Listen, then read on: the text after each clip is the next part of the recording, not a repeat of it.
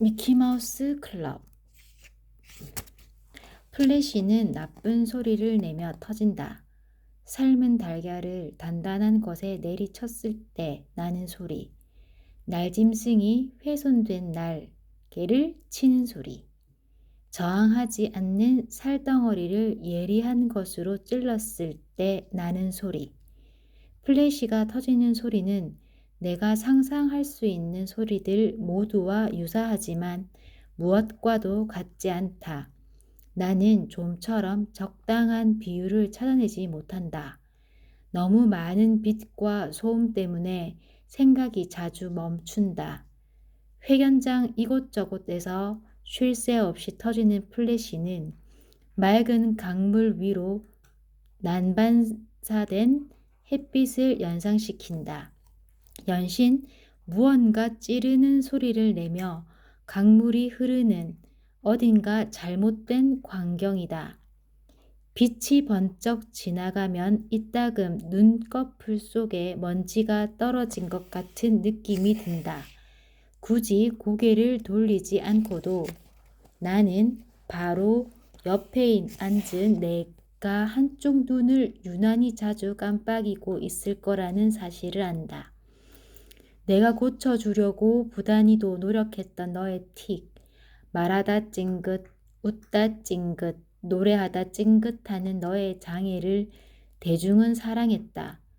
과거형으로 쓰이는 문장에는 이유가 있는 법이다. 나의 곁에는 너 말고도 3명의 소녀가 더 앉아 있다.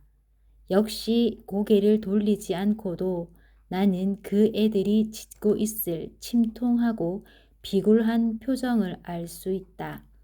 어린 나이에 맛본 어설픈 성공 탓에 웃자라 버렸으되 갓 20 남짓한 나이에 걸맞게 순진하고 멍청하기도 한 아이들. 그 애들은 잘못한 것도 없이 벌을 서는 기분일 것이다. 아이들이 그런 생각을 품었을 때 어디까지 잔인해질 수 있는지를 나는 잘 알고 있다. 아이들은 사전에 지시받은 차례대로 회견문을 낭독한다. 울음 섞인 목소리가 점점 내 쪽으로 번져온다. 회견문은 특별히 10대 후반에서 20대 초반 소녀들의 감수성과 진정성을 고려하여 어렵지 않은 어휘를 골라 작성한 것이다.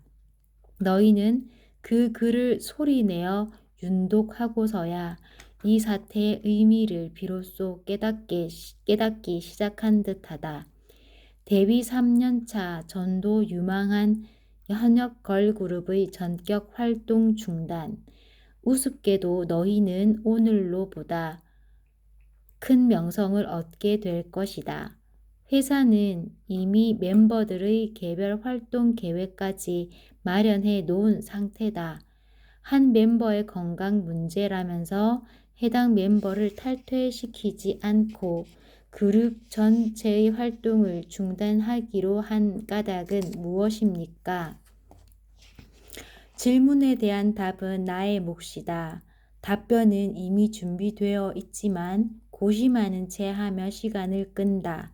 이렇게 하면 답변의 진정성을 덜 의심받게 되고 추가 질문을 회피할 수도 있다. 근래에는 가요계의 정서나 풍토가 상당히 자유로워져 개인의 그룹 탈퇴가 매우 쉬운 일처럼 취급되지만 우리는 팀워크를 최우선 가치로 여기며 어느 한 멤버가 없으면 우리가 아니라는 생각으로 멤버들의 동의하에 무기한 활동 중단을 결정했다고 나는 말한다.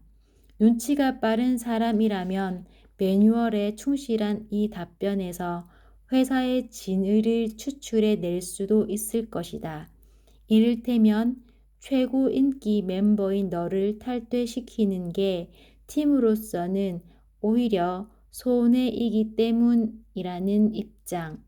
질문한 기자는 석연치 않은 표정으로 다시 입을 열려 한다. 그러나 이어지는 플래시 세례와 다른 기자들의 질문 공세에 그의 음성은 지워지고 만다.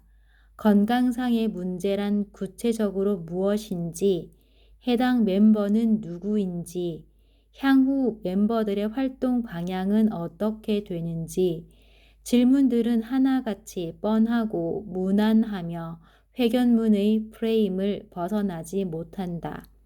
상황이 원하는 대로 완벽하게 통제될 때의 만족감이 행여 얼굴에 드러날까 나는 조금 긴장한다.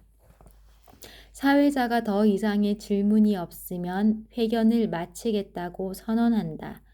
웃음을 참기 어렵다. 돌발 상황은 이때 발생한다. 앞자리에 앉았지만 이제껏 한 번도 질문하지 않은 기자가 손을 번쩍 들고 사회자의 지목도 기다리지 않고 외친다. 지금 앞에 앉아 계신 매니저분이 멤버 니나 씨의 어머니라는 제보가 있었는데요.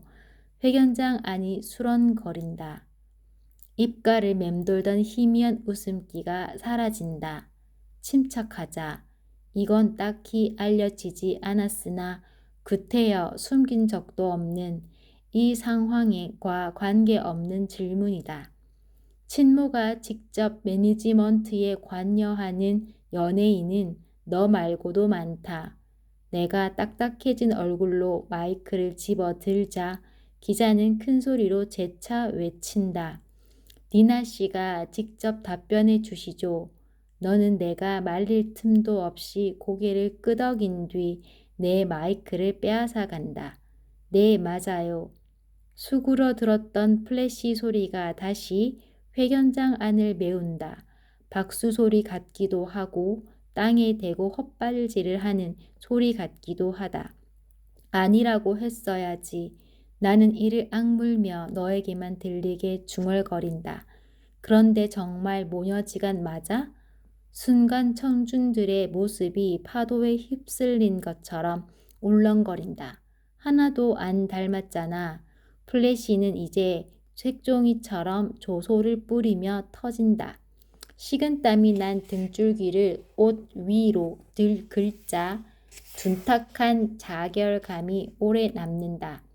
곁눈질로 바라본 너는 순진무구한 표정으로 이따금 한쪽 눈을 악의 없이 깜빡이며 양손으로는 마이크를 꼭 쥐고 있다. 손에 든 것을 그만 빼앗아야겠다고 생각하기도 전에 같은 기자가 또 한 번 질문을 던진다. 자신감과 승리의 예감에 도취된 얼굴이다. 나는 그의 말이 시작되기도 전에 그게 아주 나쁜 말이라는 사실을 안다. 순간 동시에 충족하기 어려운 두 가지 충동이 머릿속을 시끄럽게 한다. 나는 너의 입을 막고 싶고 그 이상으로 기자의 발언 또한 저지하고 싶다. 찰나가 지나기도 전에 나는 좋은 방법을 찾아낸다. 나는 너의 손에서 마이크를 빼앗아 기자에게 던진다. 회견장은 아수라장이 된다.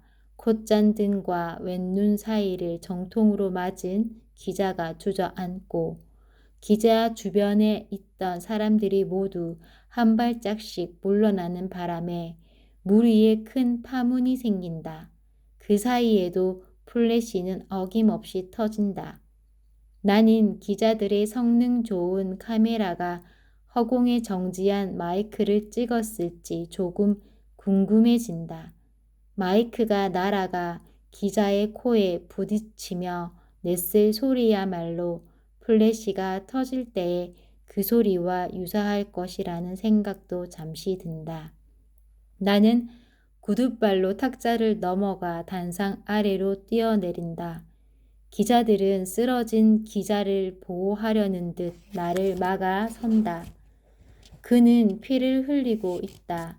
사회자는 황급히 회견 종료를 선언한다.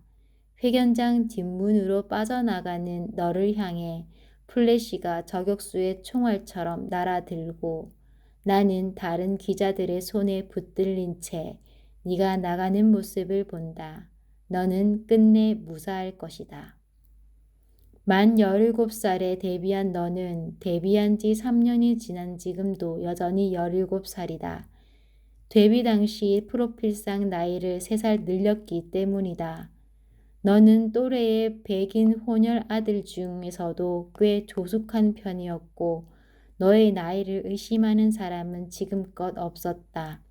특별히 손쓴 것이 없음에도 미디어는 알아서 14살의 너에게 나이답지 않게 순수하고 천진난만한 17살 소녀의 이미지를 덧씌웠다. 너에 대한 기사들을 수집할 때면 가끔 너와 내가 사랑하던 디즈니 애니메이션의 공주들이 떠올랐다. 그들은 제각각의 매력을 지니고 있었지만 모두 선하고 아름다우며 생각보다 어리다는 공통점을 가지고 있었다. 디즈니의 첫 장편 애니메이션 주인공인 백설공주는 불과 14살이다. 데뷔 당시의 네 나이와 같다. 굳이 따지자면 너는 여러 가지 면에서 아이돌 스타보다 만화 속의 주인공에 더 가까웠다. 그 중에서도 천연스러움이야말로 다른 누구도 흉내낼 수 없는 너만의 것이라고 나는 생각했다. 정말로 아무것도 모르고 무엇도 욕심내지 않으며 누구도 원망하지 않는 사람만이 너와 같은 표정을 지을 수 있다. 아베 마리아, 신의 아그네스, 나는 성녀의 반열에 또는 디즈니 프린세스의 목록에 너의 이름을 올려야 한다는 믿음을 가지고 있다. 너는 타고난 재능과 아우라와 카리스마를 가졌다. 어쩌면 그것들은 모두 너의 무지함에서 비롯된 것일지도 모른다. 너는 엔터테이너로서 보기 드문 재능을 가졌으나 혼자서 자판기 음료수도 뽑지 못할 만큼이나 현실 감각이 떨어졌다. 어쩌다 난처한 일이 생겨도 요령 좋게 거짓말 한 토막 할 줄을 몰랐다. 나로서는 그 모든 것이 만족스러웠다. 잘할수록 너는 알게 모르게 나를 의존하게 되었고 그것이야말로 내가 바라던 바였다. 정작 내가 걱정하는 것은 네가 아름답다는 사실이 아니라 아름다운 만큼 까다롭게 굴지를 못한다는 것이었다. 보자, 미국 시민권자시구나. 나는 대답하지 않는다.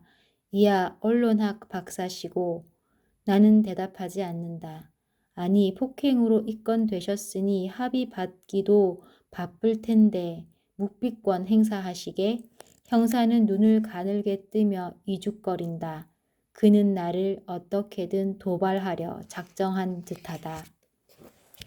배울 만큼 배운 분이 기자님을 패고 들어와. 대단하네. 나는 대답하지 않는다. 근데 인터넷 보니까 아줌마가 니나 엄마라면서요. 야, 니나는 무슨 돌연변이인가 봐? 나는 자리를 박차고 일어난다. 아줌마 살살 좀 의자 부술 일 있어? 형사 뒤편에 있는 텔레비전에서 내가 나오고 있다. 너의 표정은 다소 난처해 보인다. 뒤이어 너를 향해 무례한 질문을 던지는 기자의 뒷모습이 나온다. 다음 순간 피를 흘리며 쓰러진 기자는 이제 모자이크로 얼굴을 가린 채 병원 침대에 누워 있다. 병실 문 밖에는 다른 기자들이 장사진을 이루고 있다. 합의는 쉽지 않을 것이다. 그리고 나는 합의를 원치 않는다. 내가 원하는 것은 기자의 입을 막는 것이다. 그는 뭔가 알고 있다. 그 예감이 못내 나를 불안하게 한다. 병상의 기자 다음으로 등장한 것은 피부가 희고 몸집이 우람하며 눈매가 사나운 여자다. 형사는 내가 자기 뒤의 텔레비전을 보고 있다는 사실을 뒤늦게 알아채고 텔레비전 속의 비대한 여자와 나를 번갈아 본다. 아줌마 화면빨 잘 봤네. 화면 속의 여자는 순간 추해 보일 만큼 얼굴을 일그러뜨리더니 너의 손에서 마이크를 빼앗아 던진다. 나는 테이블을 넘어 단상 밑으로 뛰어 내려오는 나의 모습을 착잡한 심정으로 바라본다. 화면 속에 나는 치마를 코끼리의 귀처럼 펄럭이며 어디로든 날아가 버릴 듯하다. 나는 희고 살이 쪄 한 무더기에 누에벌레처럼 보이는 손가락을 오므려 주먹을 쥔다. 불행하게도 지금의 나는 던질 것이 없다. 너를 키운 것은 팔하리 디즈니의 클래식 애니메이션이다. 나의 유년 시절이 온통 미키마우스 클럽으로 차 있었던 것처럼 나는 이것이 디즈니 콘텐츠의 순기능 중 하나라고 생각한다. 만화 영화를 볼 때면 너와 나는 모녀가 아니라 자매가 된 것 같았다. 갓 말을 배우기 시작할 때의 너는 공주 시리즈보다 동물들이 나오는 애니메이션을 더 선호했다. 네가 가장 좋아한 작품은 판타지아와 덤보다. 내가 처음 말을 하던 순간을 나는 곱씹어 본다. 낡은 텔레비전과 소파가 거의 닿을 듯이 놓인 작고 허름한 거실. 나는 소파에 너를 앉혀 놓은 채 부엌으로 가 있었고 하도 많이 보아서 이미 늘어날 대로 늘어난 덤보 비디오를 다시 보던 너는 어느 순간 텔레비전 소리를 묻어버릴 듯이 커다란 소리로 외쳤다. 마마, 놀란 내가 달려갔을 때 너는 텔레비전을 향해 손가락질을 하며 쉬지 않고 중얼거리고 있었다. 마마, 마마, 마마. 내가 가리키고 있던 것은 코끼리 덤보의 친구인 생쥐 티모시였다. 저게 너의 마마라고? 화가 난 내가 소파를 발로 걷어차자 너는 소스라치게 놀라더니 딸꾹질처럼 반복하던 마마 타령을 멈추고 드디어 제대로 된 단어를 발음했다. 마마 마우스. 처음에 나는 네가 전응하라고 생각했다. 너는 말을 배우는 것부터가 몹시 늦되었고 아무리 가르쳐도 왼쪽과 오른쪽을 구분하지 못했으며 지나치게 자주 울음을 터뜨렸다. 고학력의 미혼모인 나에게 자식이 멍청하다는 사실은 견디기 어려운 형벌과도 같았다. 그러니까 처음부터 너를 가수로 키우려던 것은 아니었다. 정확히 말하자면 나는 너를 계속 키울 자신이 없었다. 적당한 때를 보아 플로리다에 있는 내 양부모에게 너를 맡기든지 정 안 되면 어디든 입양이라도 보낼 심산이었다. 임신 22주차에 이르러 너를 가진 것을 처음 알았을 때 나는 이미 심한 임신 중독으로 몰라보게 비만해진 데다 그것을 스트레스 탓으로 오인한 나머지 식욕 억제제를 복용하기 시작한 터였다. 너의 탄생은 나에게 재앙을 의미했다. 항상 폭발 직전이던 너와 나의 관계가 그나마 조금씩 개선되기 시작한 것은 너의 말문이 트이던 그 무렵부터였다. 네가 처음으로 발음하고자 한 단어가 마우스라는 사실이 내가 의도적으로 잊고 있었던 유년 시절을 오랜만에 떠올리게 만들었다. 나의 양부모는 88 올림픽 때 서울을 방문한 것을 계기로 한국 여자애를 하나 입양하기로 결정했다. 보육원의 다른 아이들에 비해 빼어나게 예쁜 것도 튼튼한 것도 아니었던 내가 선택된 것은 순전히 아직 국민학교에 들어가지 않은 아이들 중 유일하게 알파벳을 깨친 덕이었다. She speak English. 보육교사가 나를 떠밀렀고 나는 매맞으며 외운 트윙클 트윙클 리틀 스타를 발작적으로 노래했다. 이미 성인이 된 딸과 고등학교에 다니는 아이들을 가진 양부모는 손이 많이 가는 아이를 원치 않았다. 나는 주로 텔레비전을 보면서 시간을 보냈고 가족들의 예상보다 빠르게 영어에 익숙해졌다.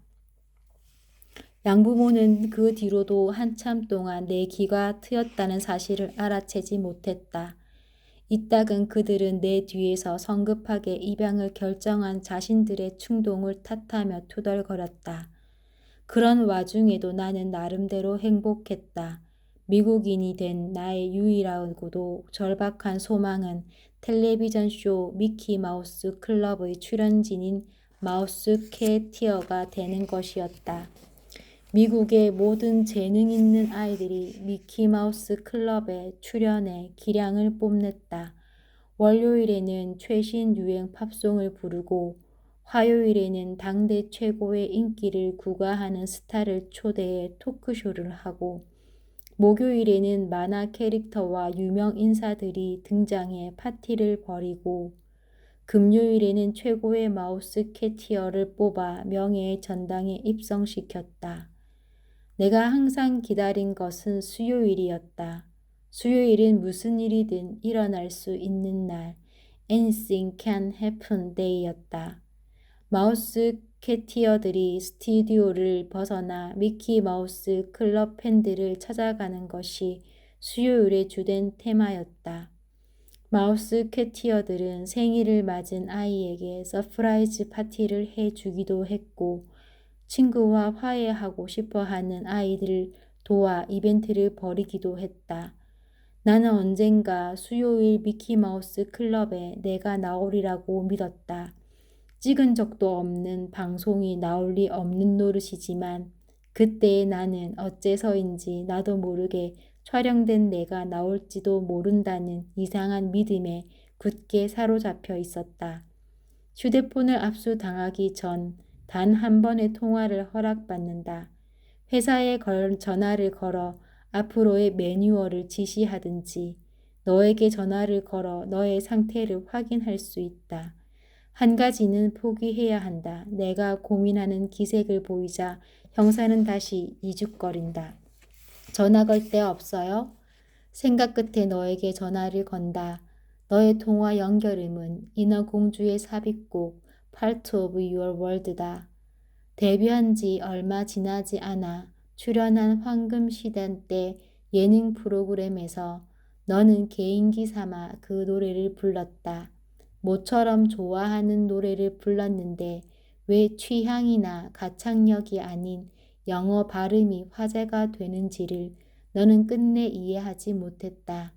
나는 너에게 한국에서 영어 실력이 갖는 의미를 굳이 설명하지 않기로 했다. 어쨌든 그 노래를 부른 후 너는 만연했던 백치 이미지를 조금이나마 벗을 수 있었다. 안 받는구나. 형사는 혀를 찬다. 나는 40초짜리 통화 연결음을 끝까지 듣고 한 번 더 듣는 참이다. 늦은 점심이라도 먹고 있는 것일까? 피트니스 센터에 갔는지도 모르지. 나는 화를 꾹꾹 눌러 참으면서 네 알리바이를 스스로 만들어 본다. 곁눈질로 본 시계는 3시를 가리키고 있다. 기자회견이 오전 11시였고 12시 조금 넘어서 연행되었으니 겨우 3시간쯤 지난 셈이다. 유치장 안에 모로 앉아 텔레비전을 본다. 네가 나온 예능 프로그램이 재방송되고 있다. 나를 취조한 형사는 네 목소리를 듣고 텔레비전 음량을 키운다. 그날의 테마였던 추억의 장소에 대해 네가 말하고 있다. 제가 생각하는 추억의 장소는 디즈니 월드예요. MC와 게스트들은 짧은 어휘에서도 드러나는 너의 세련된 영어 발음에 오 하고 감탄한다. 메인 MC가 너를 보고 귀여워 죽겠다는 듯한 표정을 지으며 이유를 묻는다. 너는 유치원생 같은 말투로 열심히 사연을 주워 섬긴다. 어김없이 너의 한쪽 눈꺼풀은 불규칙한 리듬으로 깜빡인다. 다그치고 꾸짖을수록 너의 틱은 심해졌다. 지금처럼 이따금 윙크를 하는 듯 보일 만큼 나아지는 데는 오랜 인내가 필요했다. 아주 어렸을 때 딱 한 번 엄마랑 디즈니 월드에 갔는데요. 공주님들도 많고 미키마우스랑 도널드 덕이랑 구피가 있어서 너무 좋았어요. 무서운 놀이기구도 많이 타고요. 근데 디즈니 월드에 가면 어느 가족이나 카메라를 들고 있잖아요. 왠지 엄마랑 나한텐 카메라가 없는 거예요. 메인 MC가 한박 웃음을 지으며 장난스러운 멘트를 던진다. 안 샀으니까 없겠죠. 인공적인 웃음소리와 박수소리, 효과음이 지나간다. 중견 개그맨 게스트가 끼어든다. 정말 카메라를 안 가져갔어요? 느닷없는 질문에 내가 당황한 기색을 보이자 메인 MC와 나머지 게스트들이 개그맨에게 야유를 보낸다. 개그맨은 평소 토크쇼에서 남의 말에 토를 달거나 핀잔을 줘서 웃음을 자아내는 것으로 악명이 높다. 니나 씨가 거짓말이라도 한다는 겁니까? 메인 MC가 내 역성을 들자 개그맨은 그런 게 아니고 손살에 치며 말을 잇는다. 그 외 있잖습니까? 안 좋은 맘을 먹고 마지막으로 놀이공원에 간 가족에게는 카메라가 필요 없다는 얘기. 나중에 되돌아볼 추억을 남길 이유도 없고 마지막으로 즐기려고 온 거니까. 개그맨의 말도 그렇거니와 나머지 게스트들이 팔에 돋은 소름을 털며 호들갑을 떠는 바람에 나는 조금 불쾌해진다. 너는 진지한 표정으로 다시 이야기를 한다. 아니에요. 근데 카메라가 없어서 내가 너무 슬퍼하고 있는데 갑자기 모든 사람이 나를 향해서 카메라를 드는 거예요. 한순간 정적이 감돈다. 조금 뒤 메인 MC가 너털 웃음을 터뜨리며 수습에 나선다. 에이, 니나씨, 너무 어릴 때 일이라서 뭔가 헷갈리는 것 같은데 좀처럼 화를 내거나 고집을 세우는 법이 없는 너는 갑자기 발끈하며 도리지를 친다. 진짜요, 여러분. 니나는 거짓말 안 해요. 절대로. 진짜 있었던 일이에요. MC들과 게스트들은 얼굴이 빨갛게 달아오른 너를 향해 야유를 퍼붓는다. 니나의 순진한 착각이라는 자막이 화면 속의 상황을 거둔다. 너는 주먹을 꼭 쥔 양손을 바둥대며 외친다. 진짜라고요. 그때 처음으로 스타가 되고 싶다고 생각했는걸요. 모든 카메라가 저를 찍고 있는 게 좋아서요. 끝에 가서 너는 도장을 찍듯 한쪽 눈을 감는다. 출연자들은 허무맹랑한 내 이야기에 맞장구를 치지도 어깃장을 놓지도 못하고 어영부영 하다가 다른 이야기로 넘어가 버린다. 확신에 찬 너와 다르게 나는 너를 데리고 디즈니 월드에 갔던 기억을 제대로 떠올리지 못한다. 분명히 갔던 것 같긴 한데 시간상으로도 이게 더 최근의 일인데 어쩐지 내 유년의 디즈니 월드와 중첩되어 잘 분리되지 않는 것이다. 그런데 쟤는 왜 저렇게 귀여운 척을 하나 몰라. 젊은 여경이 중얼거린 말에 나는 문득 고개를 든다. 여경은 나를 취조하던 형사에게 말을 걸고 있다. 남자들 정말로 저런 거 좋아해요?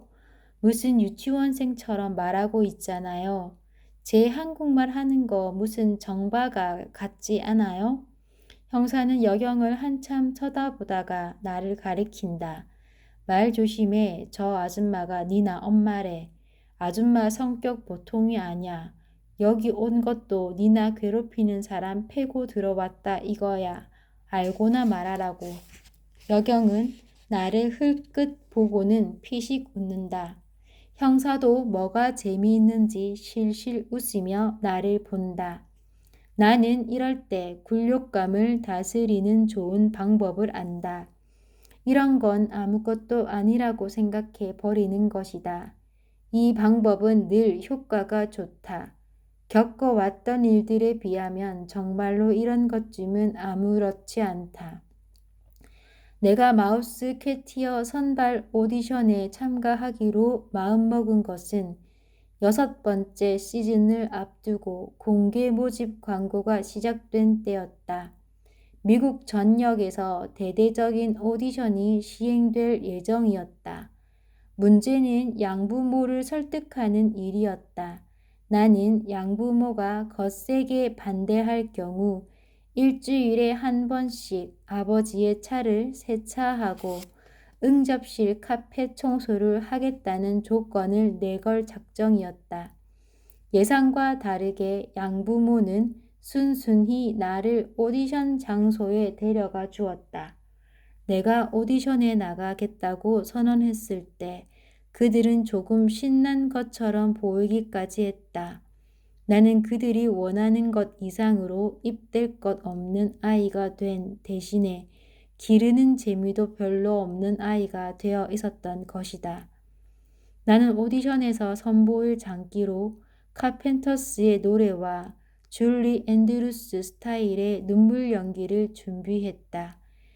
캐런 카펜터처럼 흰 원피스를 차려입고 어머니의 스카프를 매자 꽤 그럴싸한 모습이었다.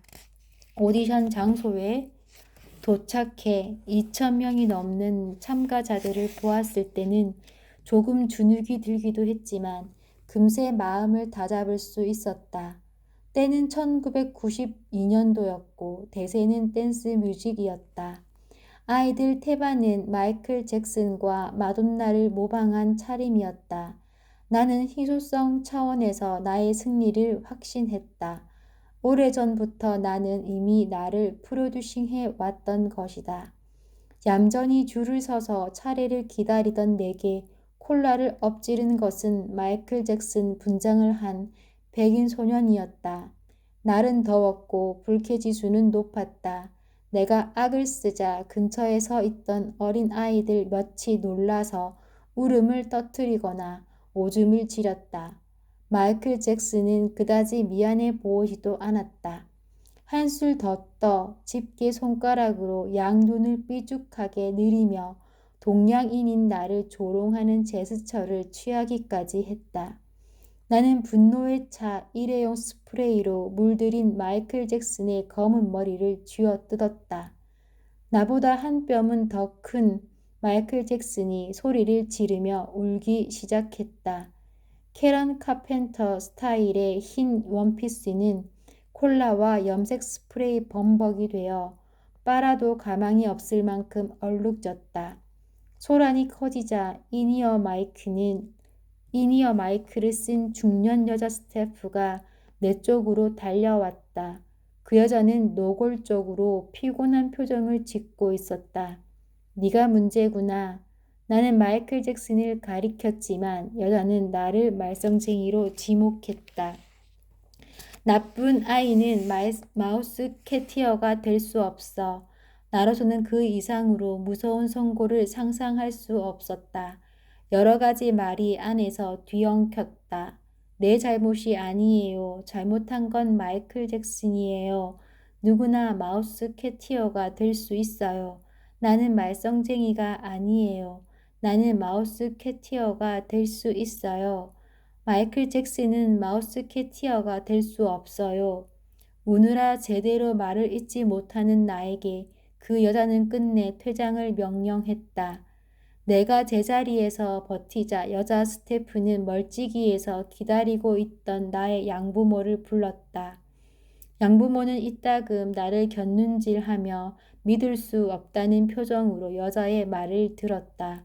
결국 양부모는 나를 데리고 나가는 것에 동의했다. 여자 스태프는 나에게 다가와 내 머리를 쓰다듬으며 말했다. 이걸 알아야 돼. 쥐는 세상에 얼마든지 있지만 모두가 미키마우스가 될 수 있는 건 아니란다. 나는 여자가 마음을 바꿔 다시 오디션을 보게 허락해 줄지도 모른다는 희망을 아직 버리지 않은 채였다. 무슨 뜻인지 잘 알지도 못할 말을 들으며 고개를 크게 끄덕인 것은 그래서였다. 여자는 한숨을 내쉬더니 말을 이었다. 그 중에서도 나쁜 쥐는 절대로 미키마우스가 될 수 없지. 여자는 이니어 마이크 위에 미키마우스의 검고 커다란 귀가 달린 책 모자를 덮어 씌웠었다. 나는 그 여자가 멀어져 가는 모습을 우는 것도 잊고 지켜보았다. 로드 매니저가 변호사를 대동하고 찾아온 것은 오후 5시경의 일이다. 그때껏 나는 너와 함께 디즈니 월드에 갔을 때를 기억해내려 애쓰고 있던 참이다. 땀이 번드르르해 더없이 난처해 보이는 로드 매니저의 얼굴을 보자 갑자기 상황의 심각성이 체감된다. 접대차 몇 번 마주한 적이 있는 회사의 담당 변호사는 상대적으로 침착한 모습이다. 니나는 괜찮아? 로드 매니저는 면회석에 앉자마자 너의 안부부터 묻는 내게 질린 듯하다. 걔는 애가 몇 번 느끼지만 이상하게 독해요. 정신세계가 독특한 건가? 일이 이렇게 됐는데 아무 생각도 없어 보여. 나는 예상과 한치를 다름없는 그의 말에 안도하고 절망한다. 너는 무사할 것이다. 내가 어떻게 되든지 끝내 너는 무사할 것이다. 그것으로 충분하다고 나는 생각한다. 변호사의 전망은 한측 비관적이다. 변호사는 친절하지만 사무적인 어조로 현 상황의 난점을 브리핑한다. 내게 얻어맞은 기자는 합의를 원하지 않으며 내일 오전 퇴원 직후 너에 대한 정보로 기자회견을 벌일 예정이라는 소식이다. 나는 합의보다 기자회견을 막는 게 급하다고 하지만 변호사의 생각은 다른 듯하다. 웬만한 일이라면 벌써 훈방 조치를 받았겠지만 공식 석상에서 기자를 폭행한 데다 대에 매우 나쁜 여론이 일어 조금 과하다 싶어도 어쩌면 강제 출국까지 당하는 수가 있다는 것이다. 그것도 나쁘지는 않다고 나는 말한다. 최악의 경우에는 너를 데리고 미국으로 돌아가는 것도 생각해 볼 만한 일이다. 아니죠. 니나는 이번 달 스케줄까지는 하고 가야죠. 로드 매니저는 정색을 한다. 나는 변호사를 바라본다. 변호사도 그의 말이 옳다고 생각하는 기색이다. 나는 불현듯 심한 피로를 느낀다. 그럼 여기선 언제 나갈 수 있는 거죠? 아무래도 내일 아침까지는 지켜봐야겠죠. 여태껏 자신만만한 태도였던 변호사가 갑자기 말끝을 흐린다. 나는 부쩍 초조해진다. 그 기자가 터뜨릴 거라는 얘기가 뭐 같아요? 로드 매니저는 뒤에서 지켜보는 경찰을 흘끗 쳐다보고 유리창 위에 손가락으로 글씨를 쓴다. 나이, 아이, 나는 알아보지 못했다는 표시로 고개를 가로젓는다. 핏기가 가신 손끝이 다시 한번 유리창을 힘있게 문지른다. 나의 아이, 너의 아이, 나이. 갑자기 마음 한켠에서 문제될 것이 무엇인가 싶은 이상한 긍정이 샘솟는다. 극심한 고통을 겪을 때 뇌는 쾌감을 일으키는 호르몬을 분비한다. 뿌연 시야 가운데 로드 매니저와 변호사는 심헤어처럼 쉬지 않고 입을 놀리고 있다. 밤새 경찰서 구석의 조그만 유치장은 당직자가 밝혀놓은 불로 환하다. 나는 불빛과 차가운 바닥과 오랫동안 잊고 지냈던 디즈니 월드에 대한 생각에 잠들지 못한다. 나의 양부모는 어이없이 실격당한 나를 위로하기 위해 디즈니 월드의 테마파크 중 하나인 매직 킹덤에 데려갔다. 원래는 오디션을 무사히 마친 것을 기념하여 서프라이즈 이벤트를 해주려는 계획이었겠지만 어차피 나로서는 어느 쪽이든 별로 상관없었다. 느닷없이 춤을 추거나 덤블링을 하는 피터팬, 여자아이들 앞에서 수줍음을 타며 엉덩이를 흔드는 미키마우스, 다정히 얼굴을 감싸주며 너도 공주구나 반가워하고 인사하는 신데렐라, 커다랗지만 등신 비와 디테일이 치밀한 구피, 나는 마술 양탄자나 바다 아래를 테마로 만든 어트랙션보다 그런 것들에 더 흥미를 느꼈다. 너무도 잘 훈련받은 나머지 연기인 것도 있게 만드는 디즈니 월드의 캐릭터들. 하지만 그런 것들보다 더욱 또렷하게 기억에 남아있는 것은 하얀 도널드 덕의 탈이 벗겨진 순간 험산궂게 생긴 남자의 머리통이 나온 일이다. 여러모로 나쁜 농담 같지만 내게 그것은 끔찍한 현실이었다. 이 기억에 이르러 나는 어렴풋이 너의 마음을 이해한다. 조롱과 비웃음에도 불구하고 네가 고집을 꺾지 않은 수많은 카메라들에 대한 너의 환상을, 오디션 이후로 미키마우스 클럽과 마우스캐티어에 대한 나의 애착은 급격히 허물어져 갔다.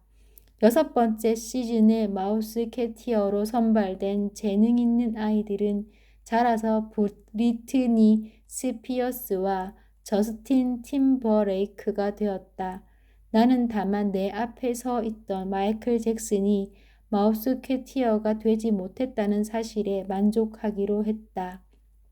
나이를 먹으면서 나는 디즈니보다 폭스 채널의 시니컬한 애니메이션들에 흥미를 갖게 되었고, 좀 더 자라서는 아예 애니메이션 자체를 보지 않게 되었다.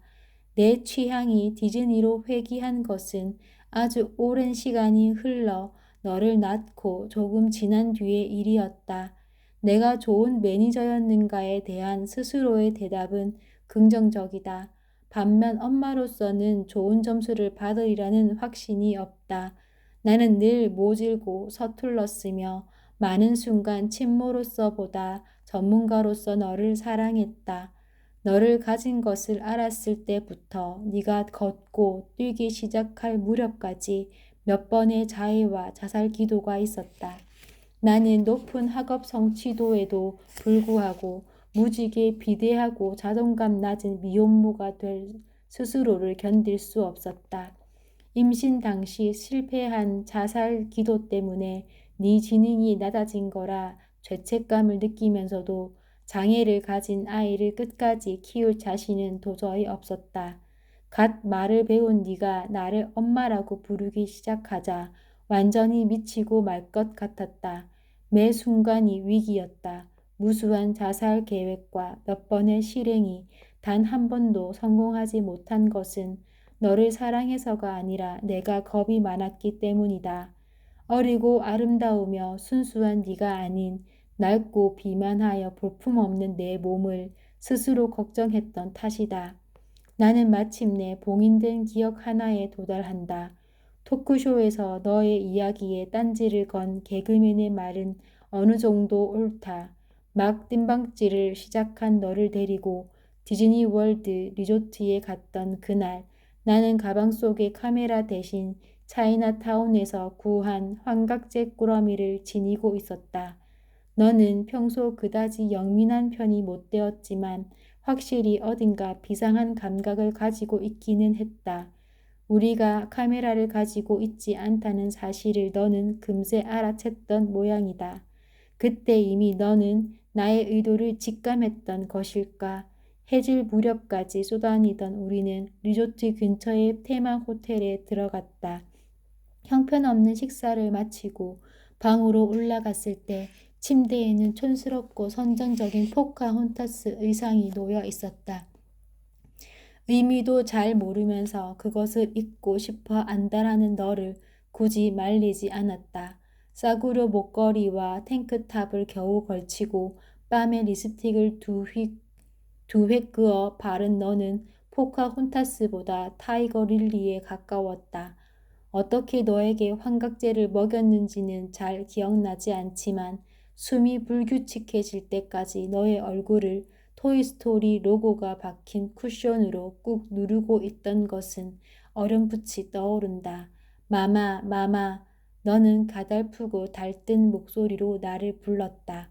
나는 이상할 만큼 자극적인 너의 신음을 들으며 계속 오르락 내리락 하는 너의 흉통을 보며 과연 이렇게 하면 정말로 죽는 건가를 의심했다. 너는 끈질기게도 살아 있었다. 결국 나는 자포자기하는 심정으로 남은 환각제를 모두 삼켰다. 효과는 즉각적이고 강렬했다. 나는 죽으려고 발버둥 치는 대신 넋을 잃고 너를 바라보았다. 환각 속에서 너는 웅크린 채 잠든 커다랗고 하얀 쥐였다. 나는 만화경 같은 시야 속에서 어떻게든 너를 붙잡으려고 팔을 내저었다. 아직 어려서 나에게 아무런 해도 끼칠 수 없는 네가 너무도 미워서 나는 그만 죽어버릴 지경이었다. 아무리 애를 써도 너는 끝내 잡히지 않고 나는 땀과 눈물과 콧물로 엉망진창이 된 채 언젠가 들은 말 한마디를 천천히 발음한다. 세상에 쥐는 얼마든지 있지만 모두가 미키마우스가 될 수 있는 건 아니란다. 그 말을 들은 너는 두 발로 일어서더니 흰색의 미키마우스로 변했다. 동틀 무렵 슬그머니 잠들었던 나는 출근 시간대에 소란에 조용히 깨어난다. 모닝 와이드 쇼에서도 너와 너의 미친 어머니 이야기는 계속된다. 모닝쇼 진행자들은 오전 중에 열릴 기자의 기자회견에 대한 언급도 빼놓지 않는다. 지금이라도 풀려나기만 한다면 파국을 막을 수 있을지도 모른다. 나는 막연하고도 가느다란 희망에 묶인 채 멍하니 텔레비전을 올려다본다. 너의 행동이 평소와 조금 달라졌다. 느낀 것은 채 한 달도 되기 전의 일이다. 너는 부쩍 나와 단둘이 있는 것을 어려워했고 때때로 긴장하면 을에 그러듯 궤변을 늘어놓기 일쑤였다. 사람이 지을 수 있는 가장 큰 죄를 100점이라고 하고 새치기 같이 작은 죄는 1점이라고 하면 살인 한 번보다 새치기 100번, 101번이 조금 더 나쁜 게 아닐까요? 나는 골똘해진 너의 얼굴을 유심히 바라보며 반문했다. 그래서 너는 무슨 죄를 지었는데? 너는 전곡을 찔렀는지 소스라치게 놀라 고개를 저었다. 나는 내가 누굴 속일 수 있을 만큼 똑똑한 아이가 아니라는 사실을 되새기며 마음을 놓았다. 엄마에게 비밀을 만들지 마라. 순식간에 너는 평정을 되찾고 한쪽 눈을 찡긋하며 고개를 끄덕였다. 네가 비밀을 털어놓은 것은 꼭 일주일 전의 일이다. 고백을 앞둔 너는 이상할 만큼 기분이 좋아져서 어쩐지 성스러운 분위기까지 자아냈다. 있죠, 엄마. 엄마는 어릴 때 뭐가 되고 싶었어? 나는 미키마우스 클럽에 대해서는 말하고 싶지 않았다. 나는 내가 아닌 뭐든 되고 싶었어. 짧은 순간 너는 한쪽 눈을 빠르게 2번 깜빡였다. 내 말을 단번에 알아듣지 못한 너의 얼굴에 혼란스러운 기색이 비쳤다. 나는 그 얼굴에 연민을 느낀다. 사실 나는 네가 되고 싶었다고 말하려던 것인지도 모른다. 이것이야말로 유일한 진실이라고 이제와 나는 생각한다. 어쩌면 나는 너무 오랫동안 나와 너를 구분하지 못하고 있었는지도 모른다. 어쩐지 눈물이 날 것 같았다. 그때도 그랬고 지금도 그렇다. 너는 나를 부끄럽게 만들어 놓고는 언제나처럼 보는 사람을 무장해제시키는 미소를 짓는다. 그거 이상하네요. 나는 엄마가 되고 싶었는데. 순간 네가 나의 마음을 읽었는가 싶어 얼굴이 붉어졌던 나는 아까부터 자신의 배를 사랑스럽다는 듯 쓰다듬고 있는 너의 한쪽 손을 뒤늦게 알아챈다. 너는 더없이 순진하고 행복한 목소리로 말한다. 있어요. 이 뱃속에 아이가.